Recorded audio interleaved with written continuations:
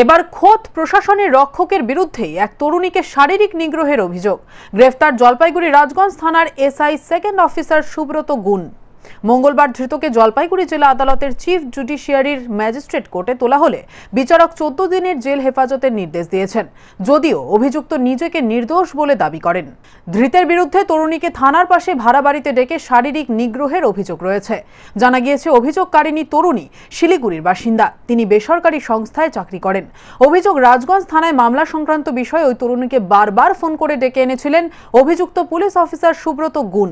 এরপর ওই তরুণীকে শারীরিক নিগ্রহ করে হুমকি দেওয়ার অভিযোগ ওঠে পুলিশ অফিসারের বিরুদ্ধে। এরপর ওই তরুণী শিলিগুড়ি থানায় গত শুক্রবার অভিযোগ জানান। সেই অভিযোগ জলপাইগুড়ি মহিলা থানায় স্থানান্তর করা হয়। জলপাইগুড়ির মহিলা থানা অভিযোগের ভিত্তিতে মামলা করে তদন্ত শুরু করে। জেলা পুলিশ অভিযুক্তকে ক্লোজ করে পুলিশ লাইনে নিয়ে এসে তদন্ত শুরু করে। এরপর এদিন অভিযুক্তকে গ্রেফতার করে জেলা আদালতে তোলা হয়। এই বিষয়ে সহকারী সরকারি আইনজীবী সৌম্য চক্রবর্তী জানান, বিচারক অভিযুক্ত পুলিশ অফিসারকে 14 দিনের জেল হেফাজতের নির্দেশ দিয়েছেন।